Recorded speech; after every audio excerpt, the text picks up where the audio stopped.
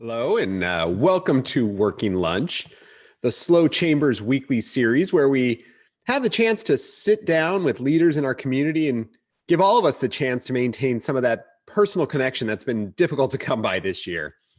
I'm Jim D'Antona, President and CEO of the SLO Chamber, and today you'll get to be a part of my conversation with the CEO of the Food Bank Coalition of San Luis Obispo County, Garret Olson. After 30 years with the fire service, Garret retired in 2018 as SLO City Fire Chief. Soon after, he joined forces with another former fire chief, Rob Lewin, and founded Resolute Associates, a consulting firm which provides services for community leaders, organizations, and businesses, specifically surrounding emergency management. When the pandemic began, Garret and Rob donated their time to assist several local nonprofits, including the Food Bank Coalition of San Luis Obispo County.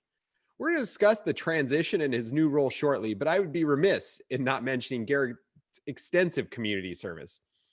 He is the past president of Rotary Club of San Luis Obispo de Tolosa, currently serves as board president for Rise SLO, and is the chair of the SLO Chambers Business and Economic Council, and is a graduate of Leadership SLO Class 23. Conversations with Garret are always fun and illuminating, but I'm particularly excited to hear about what drew him into a career of service, his silver linings of 2020, and of course, talking about the amazing work being done at the food bank. Garret, thanks so much for being here. Jim, thanks so much for having me. It's really an honor to be here.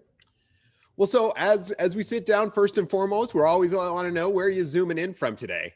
So I'm zooming in from the nerve center of our food bank warehouse down near the airport. And, there's these rumors, and I've heard that there may be a romaine costume lurking around in the background somewhere. Yeah, this is my favorite Zoom buddy. This is Roman, the romaine. He is our new mascot, and we have high nutritional standards here at the food bank because we know that hungry people don't just need food to fill their bellies, they need nutritious food to fuel their bodies and their minds. And so our lovingly selected mascot lives up to our nutritional values. Now, as CEO, you always are a hands-on guy. Have you been Roman the romaine, or is that someone else's distinct pleasure? So I love to creep out the staff. That we've got people that are working long hours here, and so every once in a while, late at night, I'll put the head on and just walk past people's offices, and we've got glass doors, and so I'll just walk by sideways with Roman on my head and not say a thing. But truth be told, I don't fit in the whole suit. It's made for somebody about 5'4", and I'm just a skosh taller than that. Just a touch. Oh, that's awesome. And again, I knew there'd be some fun that you could have with it. You're always a pleasure to be around. You're always a prankster and love it. So kind of just taking a step back, and I'd love to talk about what kind of, we talked a little bit about your career in the fire service, and now here in the SLO Food Bank. What first sparked your interest in a career in public service? Well, I actually started out thinking that I'd go into the military, and actually went to the Air Force Academy for a few years before I pivoted, the word of 2020, and knew that while I have tremendous value and respect for all of those who've served, I felt like my desire to serve was more local. And so I'm the son of a former fire chief who was in Long Beach Fire Department's first paramedic class back in the early 70s. So back when the TV show Emergency was on, that was my dad, which was awesome. And I'm also the brother of another firefighter, and it's just a little bit that's in my blood. That's awesome. So a little bit, how has it shaped your view of community? Obviously giving that personal service and doing so much for, and what does it mean to take care of one another in this kind of the place we call home?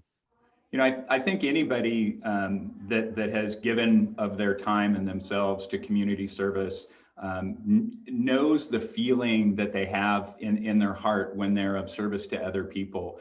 And so it's a little bit selfish. I do what I do because it just makes me feel wonderful. I love helping people. I enjoyed my 30 years in the fire service helping people. I loved when I promoted and I was off the fire truck. Nothing made my day like hearing stories from my firefighters about their interaction and their service to our community. And the same here. I spend a lot of my time on spreadsheets and Zoom calls. But yesterday afternoon, I ended my day literally with the rest of the staff with an all hands on deck food distribution preparation, where we were literally preparing food to go out to California Valley today. That was the highlight of my day. And so literally getting my hands on our mission here, or for the 30 years I was in the service, of the fire service, getting my hands on the mission just brings me so much joy.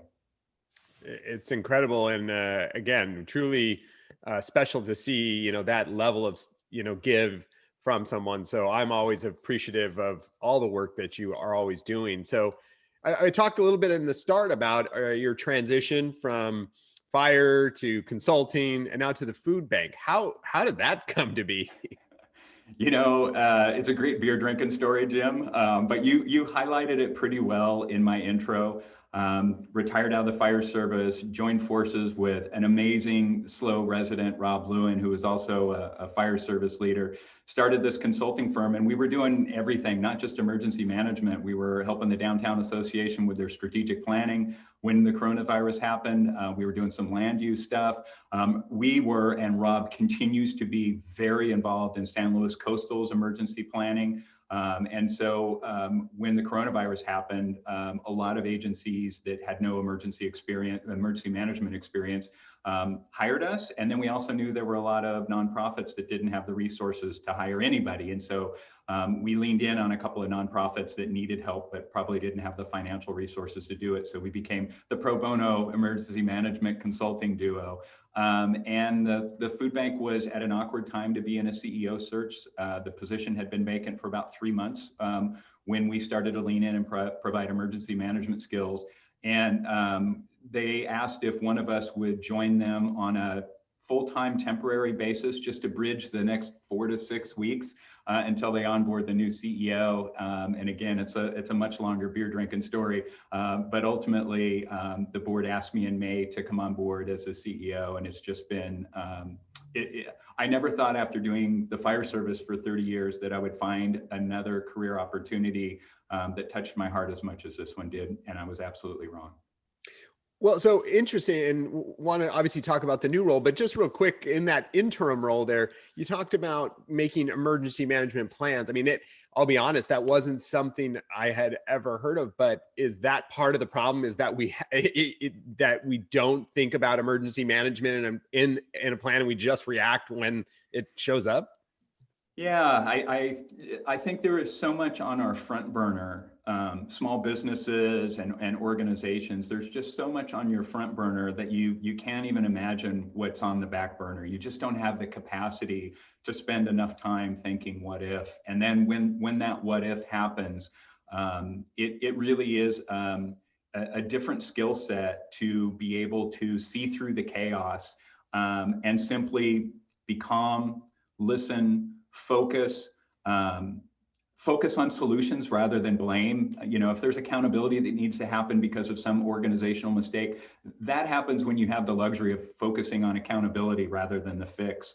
You need to encourage healthy dissent and make informed decisions, be nimble, and always have a backup plan. And while many businesses have that acumen for their primary function, when an emergency happens, oftentimes that same acumen isn't as fully exercised as it could be.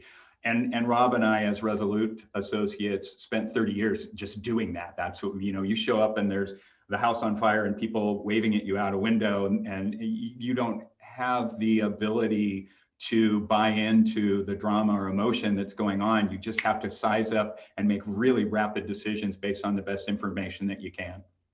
That's incredible. So it's again, another great piece of information that I think all of us as business leaders can certainly need.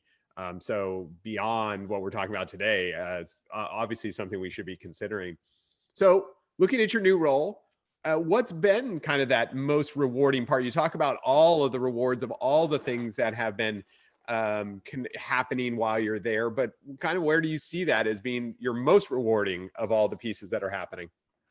There is an absolutely brilliant team here, and it has just been the joy of my professional career to come, and we are quite literally on our 5th organizational chart here at the food bank. We have moved people around, created new assignments, promoted from within, and used the internal talent to its highest and best capability.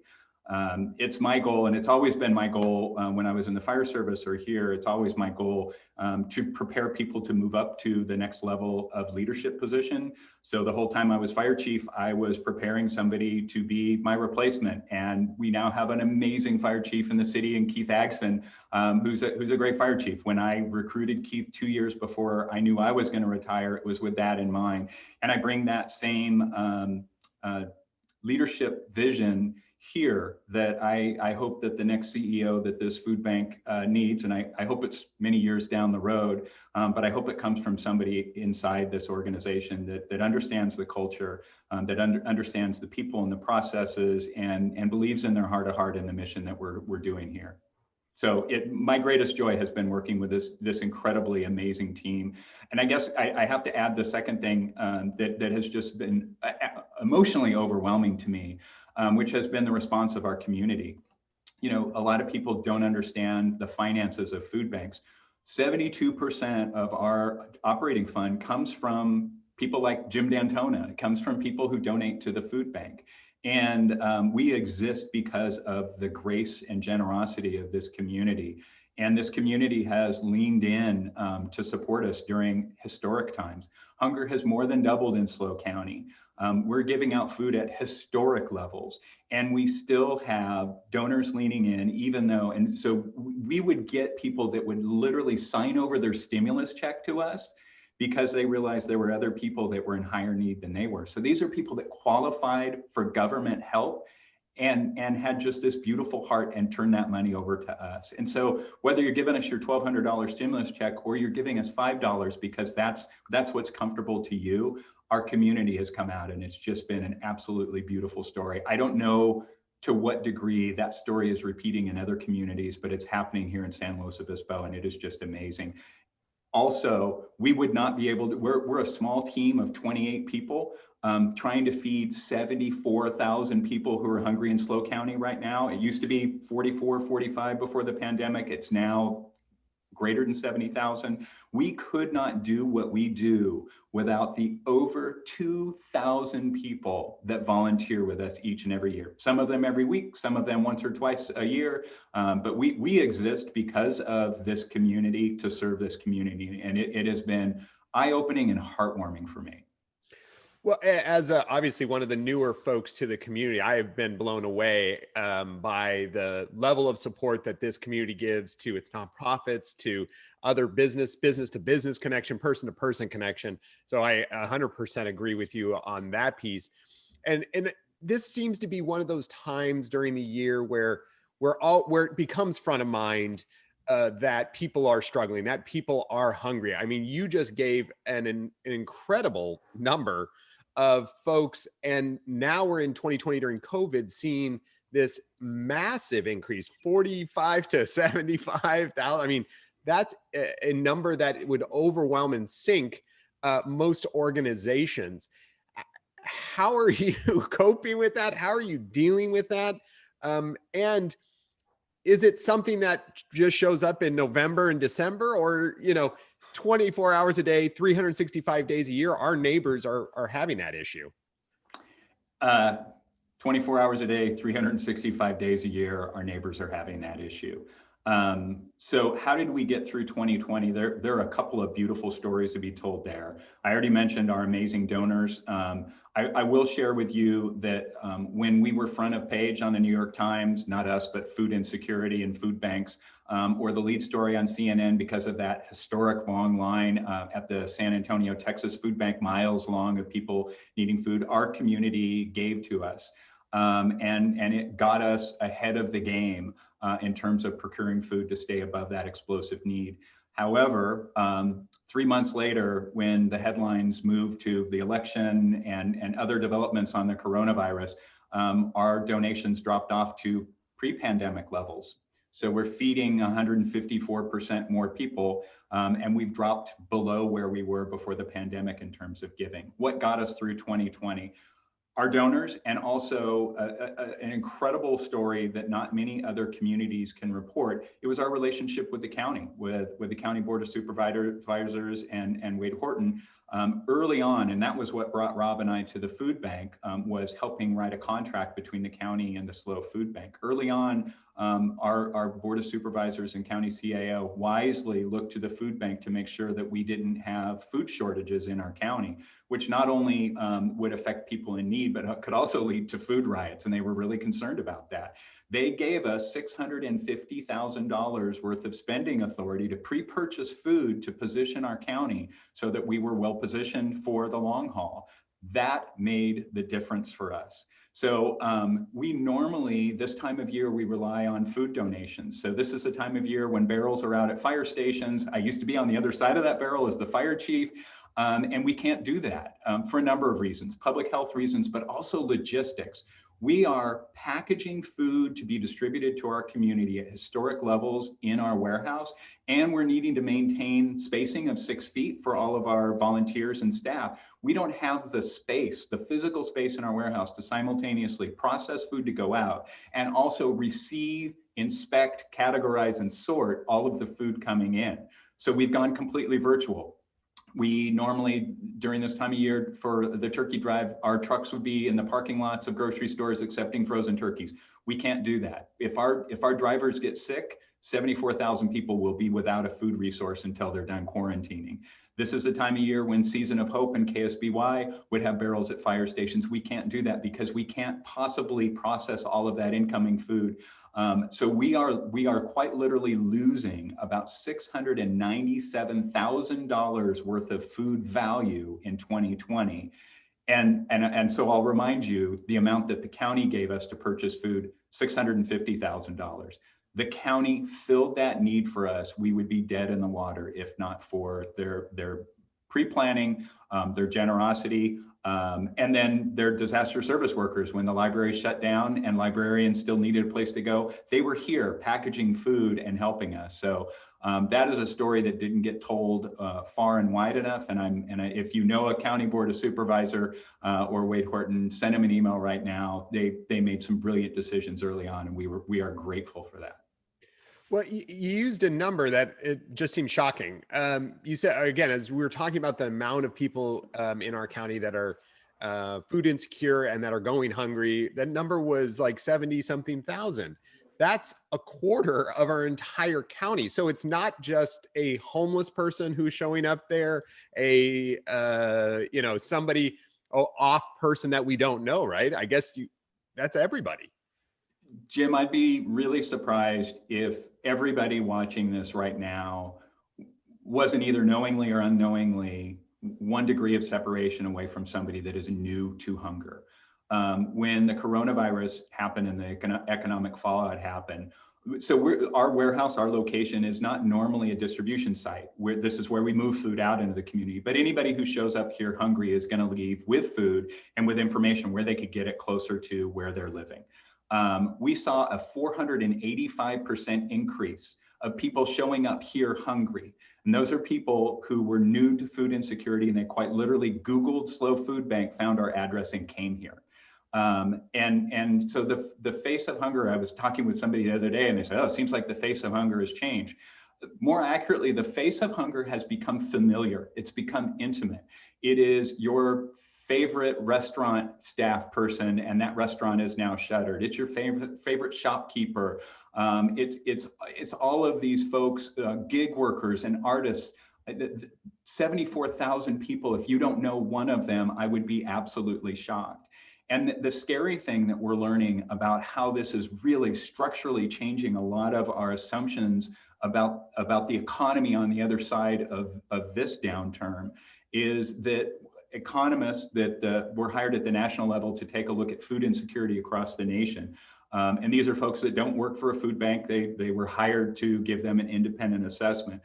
They were asked to forecast how long this arc of hunger is going to stay at this level before it returns to what was already a tragic number. I mean, if coronavirus didn't happen and I was telling you 45,000 people in SLO County were food insecure, you'd say that's a terrible number. And you're right, it is a terrible number, especially for such a rich and wealthy country in a beautiful area. But what we're learning is that because of the systemic changes in our economy, that they are anticipating it could take up to 10 years before that 74,000 comes back down to about 44,000 in our community. And that's why we're really encouraging our donors to join us for the long haul. I love talking people out of giving us big checks. The reason why I love talking people out of giving us big checks is because I'd love to talk them into becoming a sustaining donor with us.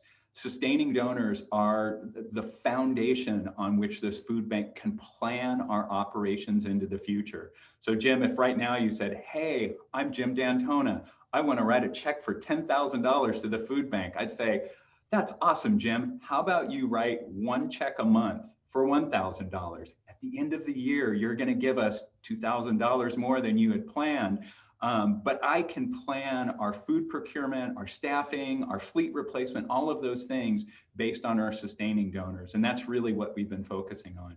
And you don't have to be Jim D'Antona with $1,000 worth of disposable income. Every dollar you donate to the food bank, we turn into 7 nutritious meals. That is not a marketing ploy. We are audited on that number.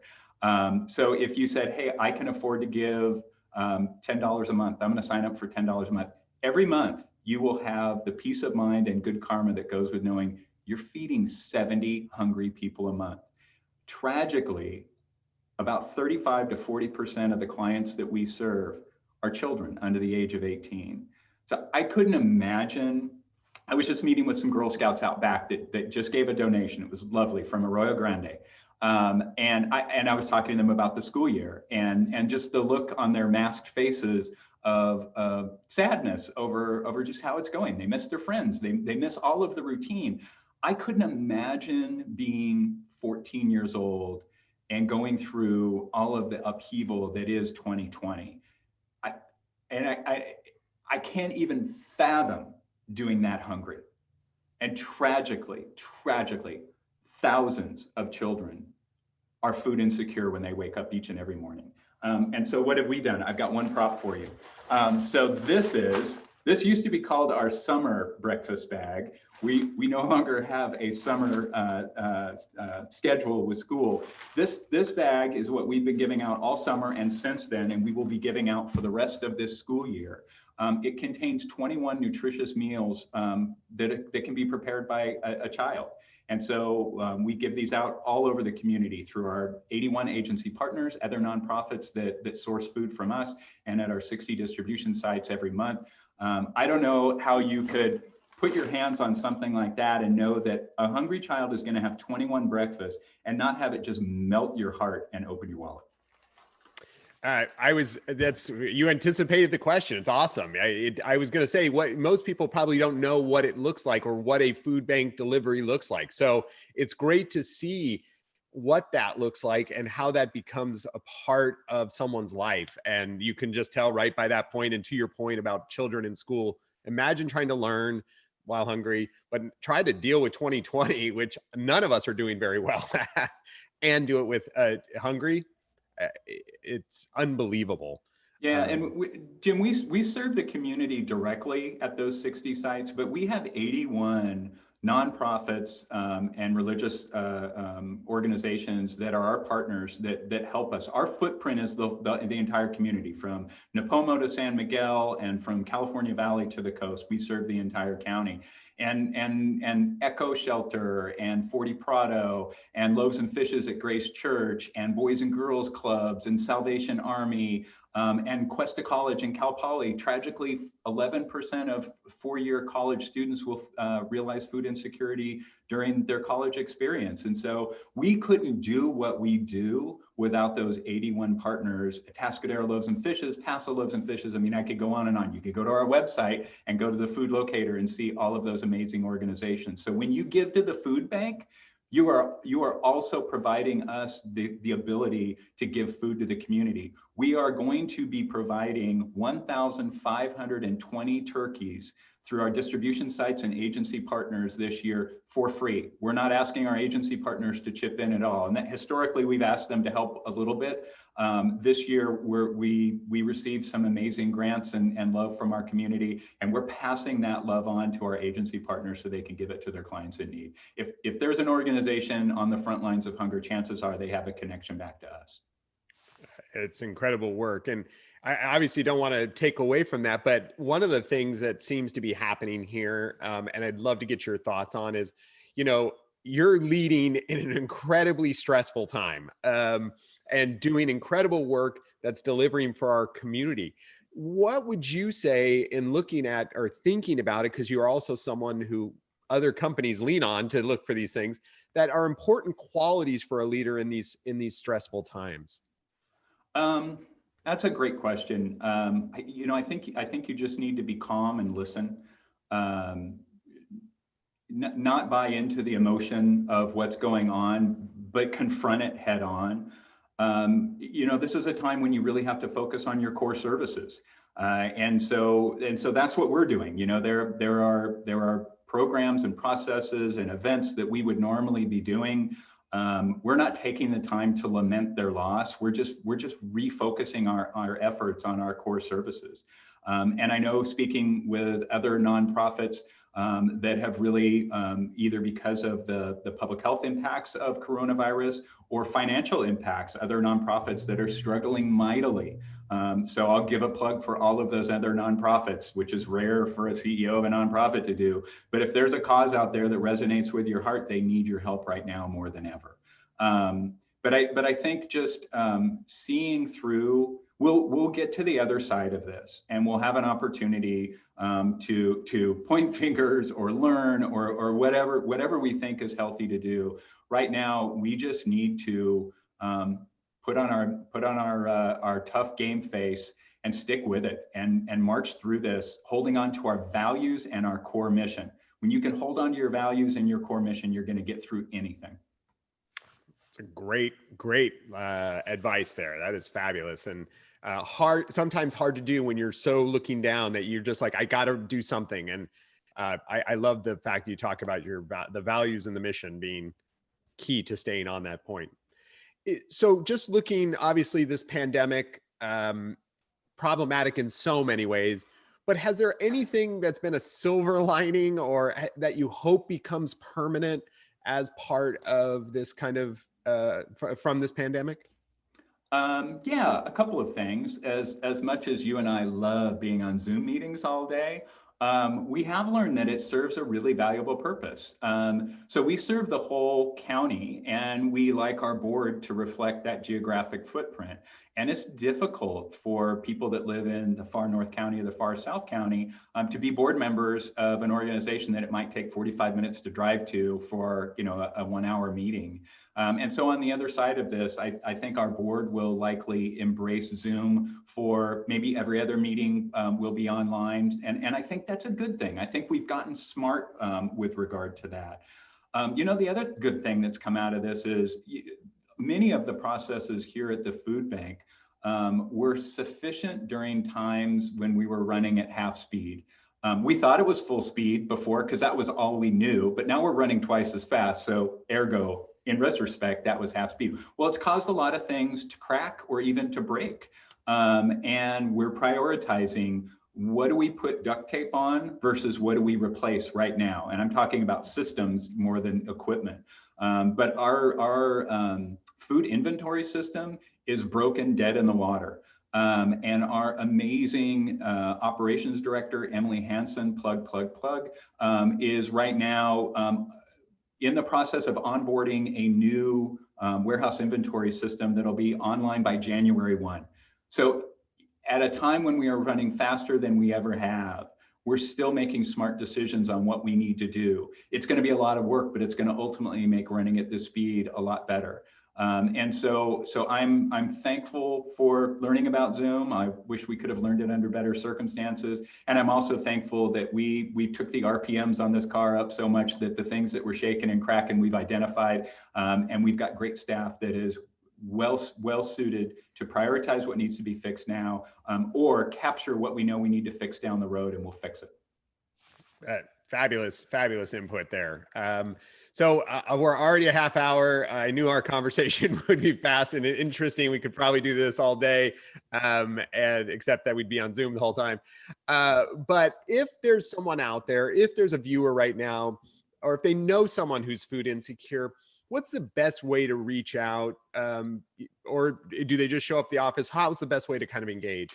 So it kind of depends on what resources that person who's food insecure has available to them. We try and make sure that our distribution sites and agency partners are on public transit avenues, so that if somebody also had transportation issues, they could get to food. You could go to slofoodbank.org and go to our food locator and find all of the 81 agency partners that operate congregate feeding and pantry operations, find the location of our next distribution site, or somebody could literally show up here and walk in the door, and they do every single day. Right before I jumped on this meeting, I was helping somebody in our pantry give them food.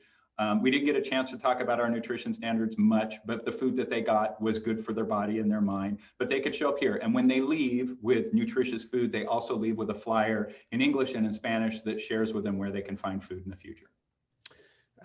Amazing work you're doing. Yeah. And there's so much more we can dig into, but let's talk just a little personal. You're obviously doing a lot of work. Is there anything you're actually looking? We close out all of our meetings this way, or all our interviews this way. What are you looking forward to this weekend? So tomorrow, the people that used to cruise downtown are selling T-shirts to benefit the SLO Food Bank, and they're going to come by tomorrow with a big check. So they're gonna cruise by here and drop off a check, and then immediately after that, we've got a job fair. So we've got openings. If you know somebody with a clean driving record that wants to be a food bank driver, we can connect them with a mission that will make them the happiest people in the entire world. We've got a job fair here tomorrow at 11:15, looking to fill out our team with some wonderful people. So I get to talk to people that want to work for a food bank this weekend. I don't know how you could have any better time than that. And when I get home, I'm gonna have an ice cold beer and feel really good about it. Garret, thank you so much for joining us. Thank you for the amazing work that you and your team and all those people involved with the food bank are doing. You are truly, doing the greatest work to keep people alive and successful for the next day and the next day and the next day. We owe you and the entire team a debt of gratitude. Well, thank you. And thank you for what you're doing for our business community. The sooner you're able to help bring our business community back, the sooner they're going to reemploy all of those people that we're helping. And so we're in this fight together, Jim. Thank you so much for what the Chamber's doing to advocate for businesses. You're doing strong work. And I look forward to you getting them back on their feet, because that's going to mean we can slow down a bit. I agree with you 100%. For all those of you watching, thank you so much for eating lunch with us. I'd ask, if you can, to take this from off this Facebook, share it on your feed, let others hear the story that Garret's telling and what we can do for our community. So I would appreciate if you could do that. We hope you have a wonderful Thanksgiving out there. We will not be here next week, but we'll see you the week after, when we're joined by the executive director of the Paso Robles Wine Country Alliance, Joel Peterson, to see what 2020 has done to the wine industry and what 2021 looks for their wine country. If you have an idea for a working lunch guest or someone you want to learn more about, send us an email at slochamber@slochamber.org. We really appreciate you tuning in. Have a wonderful weekend. Stay safe and healthy out there.